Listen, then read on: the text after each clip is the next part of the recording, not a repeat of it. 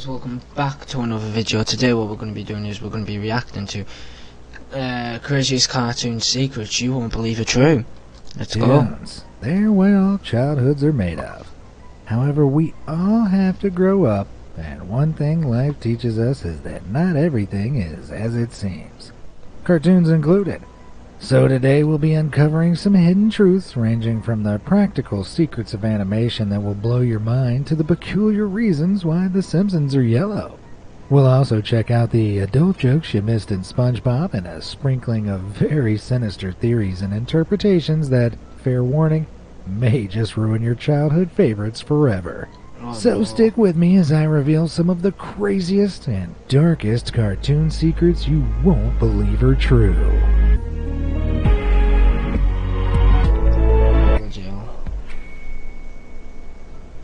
Daddy issues. Since debuting in 1989, The Simpsons has certainly earned its place in pop culture's Hall of Fame. With a perfect mix of relatable family life moments and hilarious satire, even predicting the future at times, The Simpsons is seemingly a fountain of eternal entertainment. Needless to say, in its long-running history, a few strange mysteries have arisen, with some remarkable theories attempting to explain them. For instance, the question of who Ralph Wiggum's real dad is. But Chief Wiggum is Ralph's dad, I'm sure you're exclaiming. But you just might be wrong.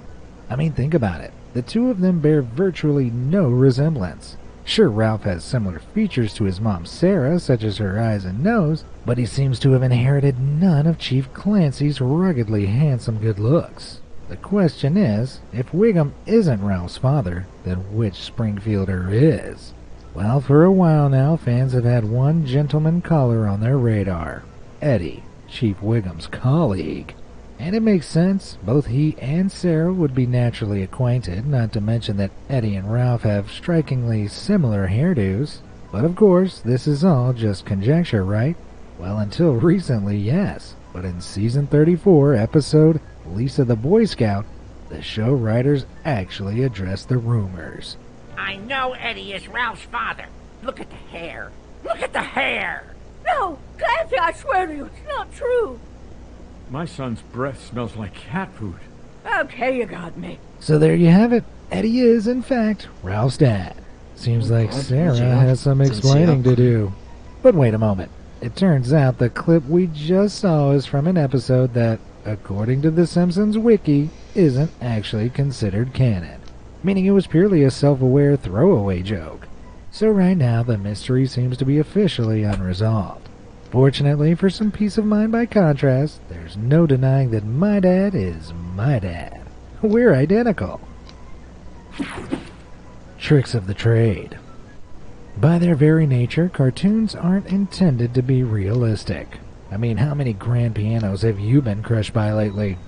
I spoke too soon! But besides sky-falling pianos, there's something distinctly unrealistic about classic cartoons. Their fingers. Just take notice of your favorite cartoon characters. Chances are they only have 4 digits.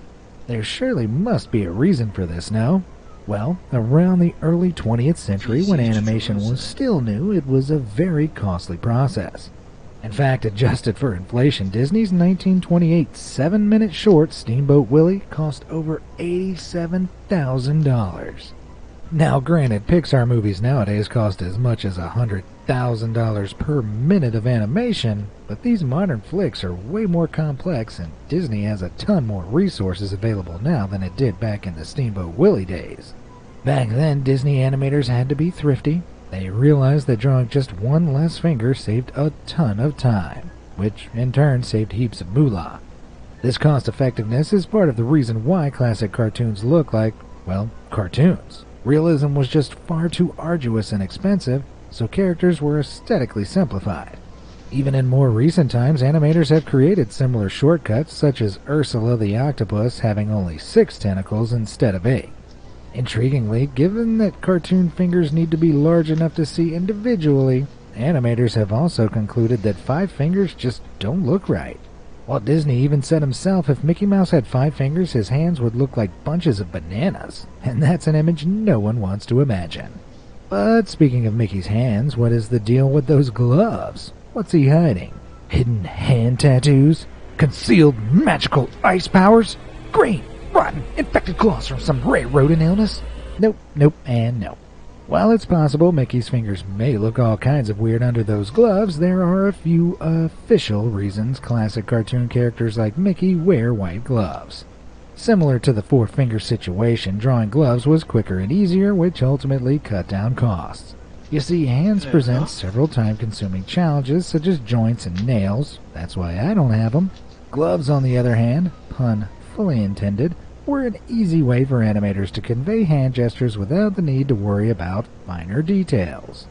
It also had to do with color. Colored TV wasn't mainstream until around the 1960s, and consequently characters like Mickey Mouse began their life in black and white.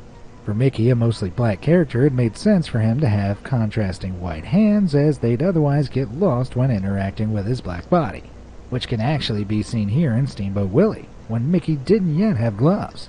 In addition to that, Walt also revealed in his 1957 biography that gloves were intended to make Mickey, a rodent, look a little more human. I guess the red pants weren't quite enough. Four fingers aside, can you spot anything that iconic cartoon characters like these three have in common? Yep, they each have something around their neck, which, as I'll explain, is completely intentional. In 1940, animation duo William Hanna and Joseph Barbera created what is now a cartoon icon, Tom and Jerry. By 1957, the pair formed Hanna-Barbera Studios and began churning out hit after hit. Titles included The Flintstones, Scooby-Doo, Yogi Bear, and The Jetsons, to name a few. Hanna-Barbera was going pedal to the metal, and it needed a way to streamline things, which was achieved by the unlikely addition of neck pieces. Now it's free to sell on eBay. Download it.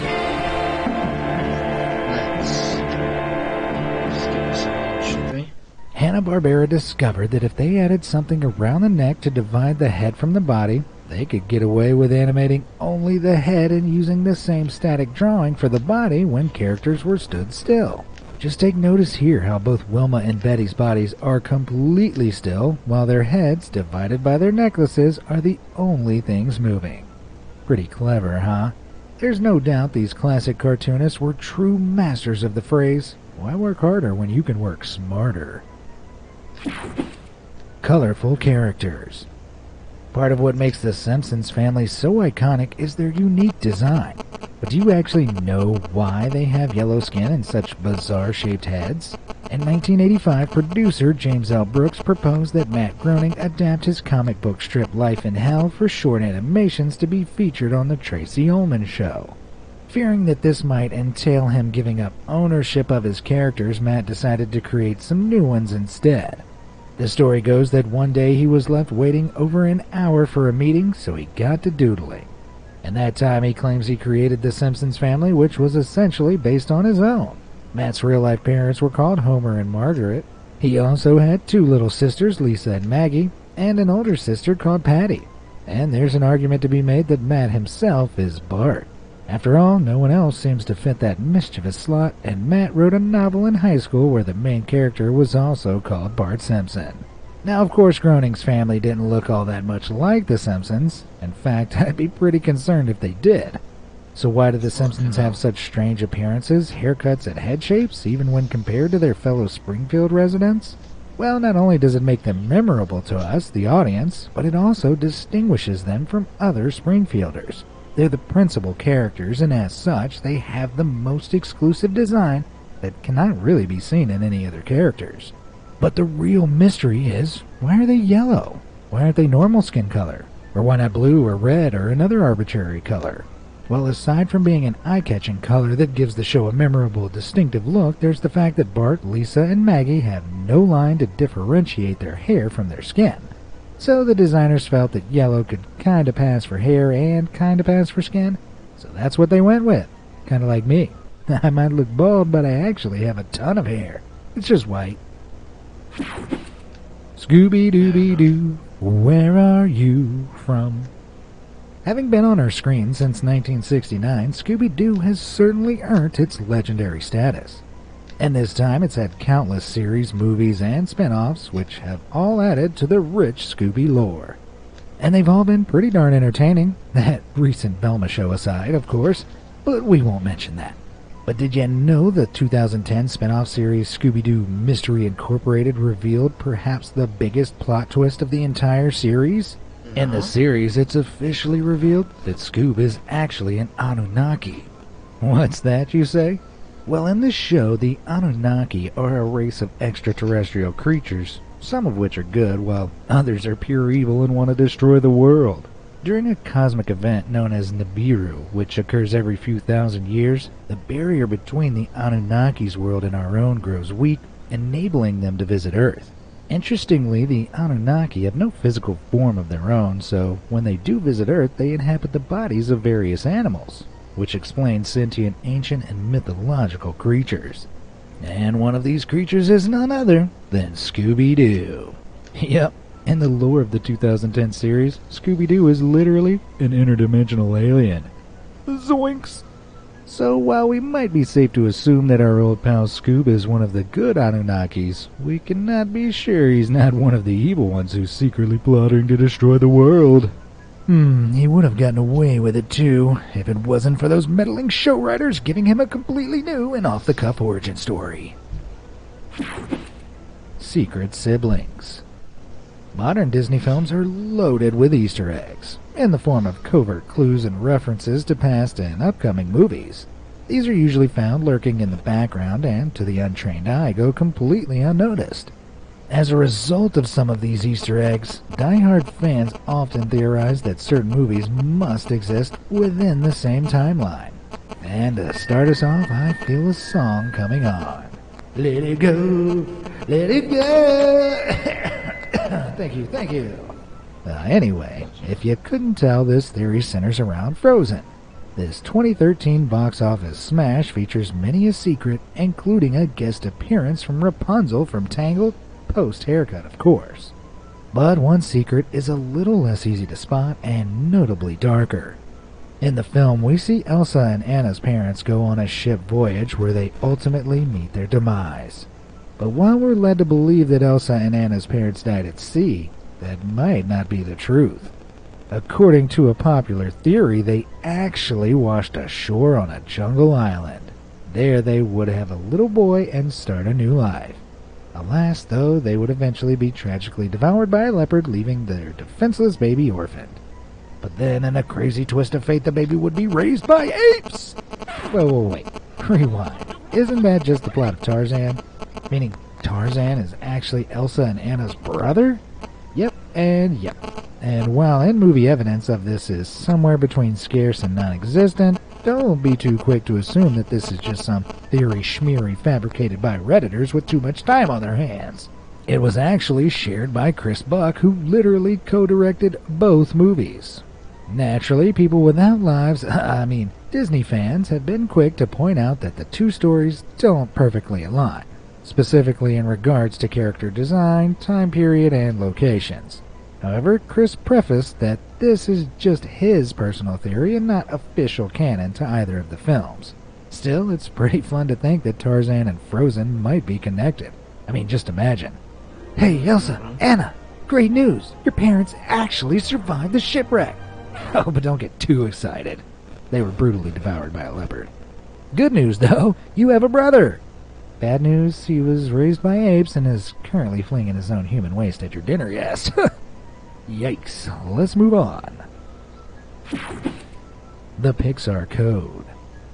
Sticking to the theme of cinema Easter eggs, A113 is perhaps one of the greatest and most exclusive ones there is. If you look close enough in almost every Pixar feature, you'll find this enigmatic code concealed in the depths of CGI. But what exactly does it mean? Well, the answer takes us back to Pixar's origins. The spirit of Pixar was cultivated by names such as John Lasseter, Pete Docter, Andrew Stanton, and Brad Bird. These folks are all alumni of the prestigious California Institute of Arts. What's more, they and many future Pixar animators all learned their craft in the same classroom, A113. It was a dingy and cramped room, mind you, but nevertheless, it was the place where Pixar would essentially be born. It's thought that Brad Bird began the fun tradition of hiding A113 in Disney films, starting with 1987's The Brave Little Toaster. The tradition continued with the development of Pixar, appearing in the studio's first feature, Toy Story. So A113 isn't some kind of covert subliminal code, but rather a nod to the studio's humble beginnings. So keep an eye out for it in the next Disney or Pixar flick you enjoy. The reality of Nemo. Okay, so we've all seen Pixar's Finding Nemo. But did you know that Finding Nemo, if it were more realistically based on the real laws of nature, would be far less child-friendly? Let me paint you a picture, and fair warning, things are about to get kinda horrific. Marlin and his wife Coral were admiring the deep blue, when BAM! Out of nowhere, a barracuda gobbled up Coral and her nest of unhatched eggs. But wait, there was one left. This ray of hope, Marlin named Nemo. With Nemo born, there was only one thing left for Marlin to do: become a woman. And as Nemo grew into an adult fish himself, his mother Marlin suggested the unthinkable, that it was time for the two clownfish to have some children of their own. Wait, stop, cut. Yeah, that might just be the worst thing I've ever had to narrate. But technically, in the wild, this is pretty much exactly how it would have gone down. You see, clownfish are sequential hermaphrodites, meaning that they are all born biologically male but can transform to become female to meet the needs of their social hierarchy. Should the group's breeding female die, as with Coral in Finding Nemo, the former breeding male partner will change sex to replace her and mate with its own male offspring. Yikes! No wonder why Marlin was so desperate to find Nemo. Anyone got Child Protective Services number? SpongeBob Secrets. Oh, lives in a pineapple under the sea. Sorry about that. Anyway, since hitting our screens in 1999, SpongeBob SquarePants has become an icon. But it seems there might be more to the show than one silly little sponge's shenanigans. For example, did you know that the show is actually a big metaphor for environmental issues? Well, that is at least according to one theory. According to online theorists, each character personifies a different aspect of global warming and wider societal issues. Let me explain. SpongeBob, who resembles a human-made kitchen sponge more than the naturally occurring sponges of the sea, represents sea pollution.